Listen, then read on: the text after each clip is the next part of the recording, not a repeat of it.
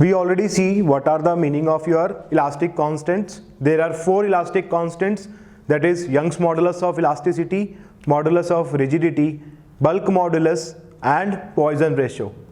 Now let us see what is the definitions of elastic constants. How these elastic constants will work in different stress conditions. So first of all, let us say that as per Hooke's law, we have a Hooke's law in your strength of material, and Hooke's law says that your normal stress is directly proportional to longitudinal strain, right? Your normal stress is directly proportional to the longitudinal strain up to proportional limit, right? In some of the books it is written that it is up to elastic limit, but the correct definition of Hooke's law is your stress is directly proportional to strain, right? Means normal stress is directly proportional to longitudinal strain, shear stress is directly proportional to shear strain, and volumetric stress is directly proportional to volumetric strain up to proportional limit, not elastic limit. So I can say that if I remove the proportionality sign, so we will get your normal stress is equal to your longitudinal strain into proportionality sign will give us elastic constant, and in case of your normal stress, this elastic constant is Young's modulus of elasticity. This is Young's modulus of elasticity. So the Young's modulus of elasticity will be equal to your normal stress upon longitudinal strain, not normal strain. Please make one thing clear, it is not normal stress upon normal strain. Why? Because normal strain is of 2 types, that is longitudinal and lateral. So in the definition it is your lateral strain, not the longitudinal strain. So I can say that the Young's modulus of elasticity will be equal to normal stress upon longitudinal strain. And we already see what do we mean by the longitudinal and normal strains, right? Longitudinal strain will give you the change in dimension upon original dimension in the direction of applied load, and lateral strain will give us the strain in the direction perpendicular to the direction of applied load. So we can say that this definition of your Young's modulus of elasticity, or this Hooke's law, that is Young's modulus of elasticity is equal to normal stress upon your longitudinal strain. This is only valid under, there is an assumption for this is only valid under uniaxial state of stress. Uniaxial state of stress. This is the important assumption, that you can write normal stress upon normal strain or longitudinal strain is equal to Young's modulus of elasticity only for uniaxial state of stress. And we know what do we mean by uniaxial state of stress, that stress is in one direction is not equal to 0, and stress in other 2 direction, that is sigma y and sigma z, will be equal to 0, right?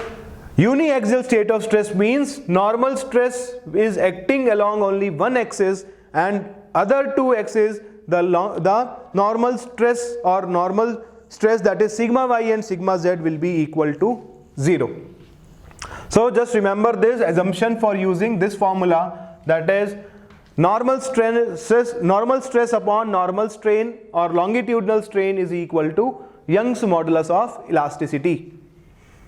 Now if I say that for a given stress, if this stress is constant, that is for a given load, if load is constant, then the longitudinal strain is inversely proportional to the Young's modulus of elasticity, right? Normal strain or longitudinal strain is inversely proportional to the Young's modulus of elasticity. That means if I increase the Young's modulus, if I choose a material whose young modulus is more, then I can say that it means that your longitudinal strain will decrease.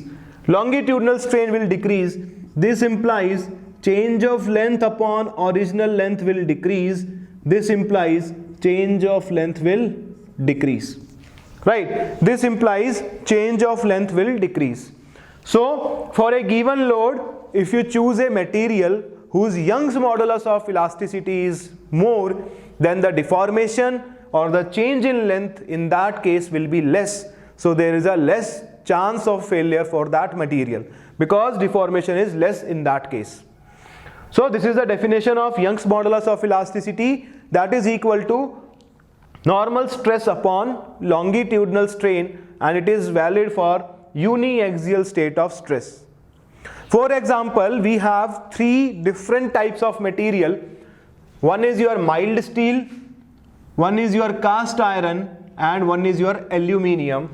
And from experiment results, we know that the Young's modulus of mild steel is 200 gigapascal, Young's modulus of cast iron is 100 gigapascal, and Young's modulus of aluminium is 200 by 3 gigapascal. So from here you can say that the Young's modulus of mild steel is greater than the Young's modulus of cast iron, and it is greater than the Young's modulus of aluminium.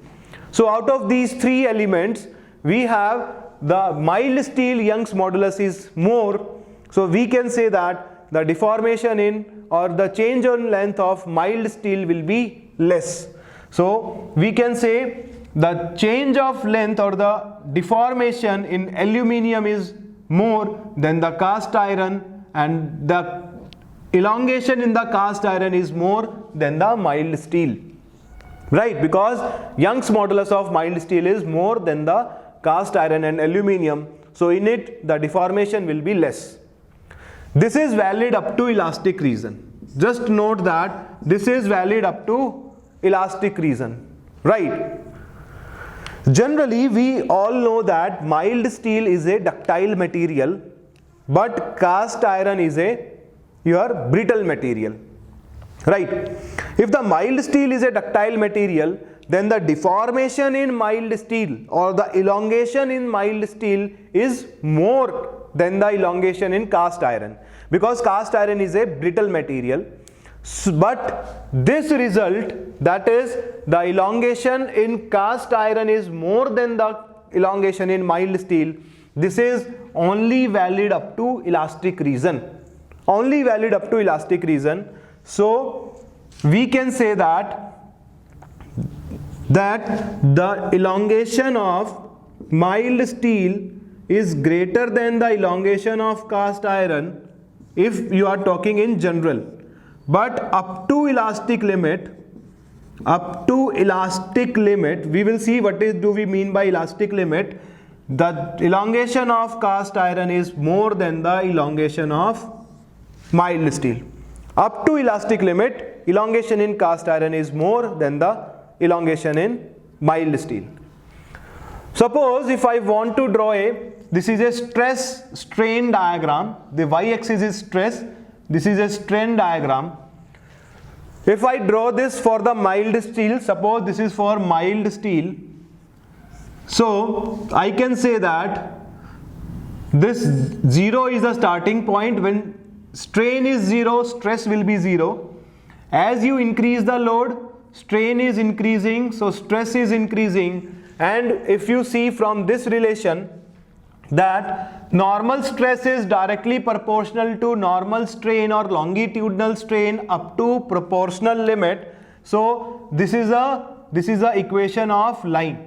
Right, this is a equation of line, that is y is equal to mx. This is your line equation because the power of both is 1. So y is equal to mx, this is the equation of line. So up to proportional limit, the graph of stress and strain will be the straight line. So I can say that from 0 to a, the graph is a straight line. So a is your A is your proportional limit. A is your proportional limit. Proportional limit means up to A your Hooke's law is valid. Up to A our Hooke's law is valid, that is up to your proportional limit. So what is the proportional limit? If I can say at A the stress is PL, that is proportional limit. So PL is the proportional limit stress and it is the maximum stress up to which your Hooke's law is valid. Up to which our Hooke's law is valid. Right? How this is the thing is going on? Suppose this is a bar, mild steel bar. I start increasing the load. Right? I am applying a load and this load is gradually increasing. So because of this load, this mild steel is a deformable body, its length will start increasing. Right?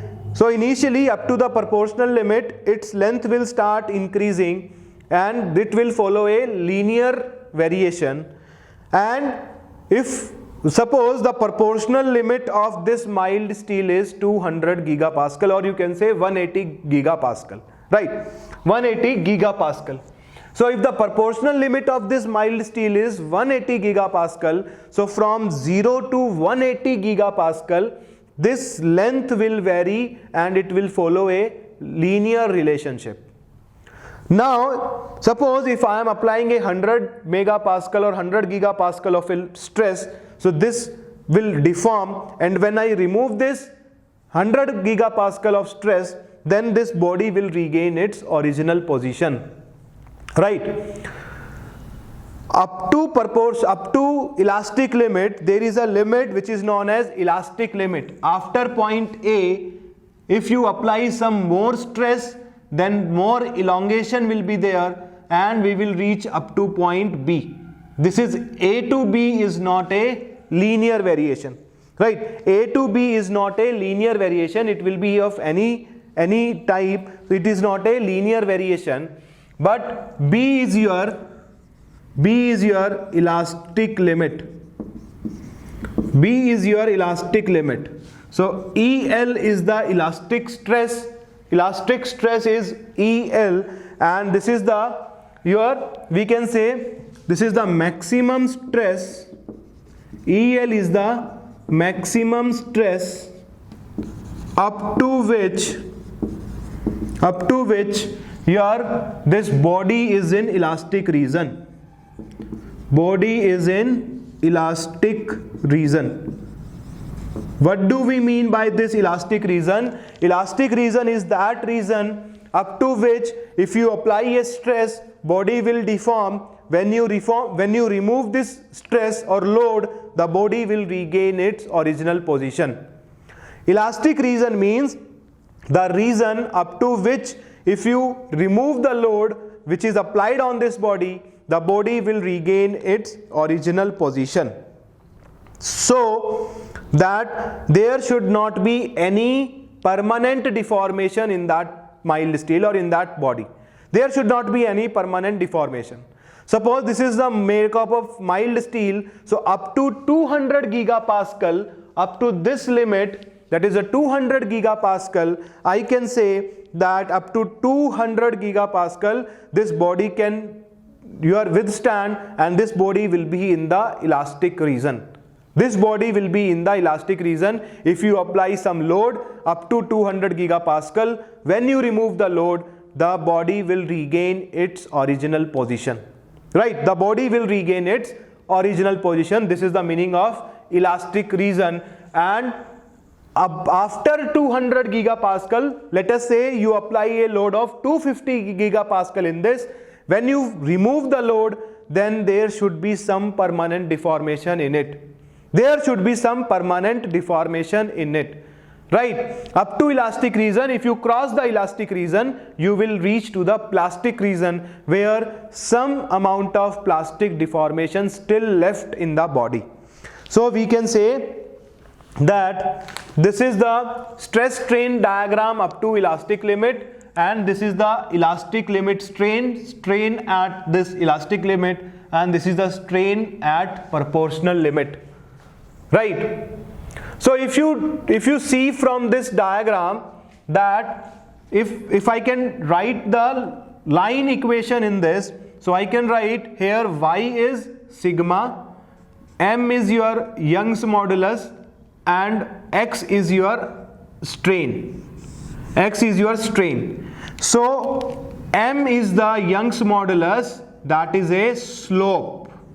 That is a slope of the line. So if I can see, or the slope of the stress strain diagram, the slope of the stress strain diagram will give you the Young's modulus of elasticity up to proportional limit, right? So if I write here that the slope of stress strain diagram up to proportional limit, this is up to proportional limit, will give us Young's modulus of elasticity. It will give you the Young's modulus of elasticity, right? So if the slope is the Young's modulus of elasticity of a stress strain diagram, so I can write, and if you know that from 0 to B, this region, this shaded region, up to 0 to B, this shaded region, this is known as elastic region. This is known as your elastic region, means within this region, if you remove the load, body will regain its original position. So if the slope is giving us the Young's modulus, so I can say that the Young's modulus of mild steel is more than the Young's modulus of cast iron, and it is also more than the Young's modulus of aluminium. So the slope of the stress strain diagram of mild steel is having more slope than the cast iron and then the aluminium. So if I draw the stress strain diagram of all these three materials, so I can say that the slope of mild steel is more than the slope of cast iron, and the slope of cast iron is more than the slope of aluminium, because the Young's modulus of mild steel is 200 gigapascal, for cast iron is 100 gigapascal, for aluminium is 200 by 3 gigapascal. So this is the decreasing order of the Young's modulus, so the slope of mild steel will be more. So I can say that the Young's modulus of mild steel is more than the cast iron, and it is also greater than the aluminium. Hence the elongation will be reverse, that is the elongation or the deformation in aluminium is greater than the cast iron, and the deformation in cast iron is greater than the mild steel. This is up to elastic region. This is important. This is up to elastic region. So I can say that the elongation in the cast iron up to elastic region is greater than the elongation of mild steel up to elastic region. Up to elastic region, this is valid. But if I am writing the total deformation up to fracture means the body will be fractured or separated, so body will fail. So the total deformation of mild steel is more than the total deformation of cast iron. This is up to fracture, right? This is up to fracture, and this is why, because mild steel is a ductile material and cast iron is a your brittle material. So the elongation in mild steel up to the fracture will be more than the elongation of your cast iron up to fracture. The total elongation in any body is, there are three regions. When we study the stress strain diagram, we will study that there are the three regions associated with the stress strain diagram. First one is elastic region. If you increase the load after B, if you still increase the load, then the body will reach to the elastoplastic deformation. What do we mean by elastoplastic deformation? That in the elastoplastic region, if you applied a load, there is some deformation. Let us say this length will increase up to 10 mm. When you remove the load, the body will not completely regain its original position. Let us say 10 mm is the elongation, the body will regain the 8 mm of length, but still 2 mm of partial deformation is there. Let us say the 2 mm of permanent deformation is there, that is known as elastoplastic region. Body will come back, will try to come back to its original position, but there is some permanent deformation still left. That region is known as elastoplastic region. When you cross the elastoplastic region and you still start increasing the load, then the body will be reaching to its plastic region. Suppose during the plastic region I am applying a load in the plastic region, the deformation is 20 mm, and I remove the load, the body will be there only, the deformation will be 20 mm. Then the body will not regain its original shape. That point or that region is known as your plastic region. So I can say the total deformation up to fracture.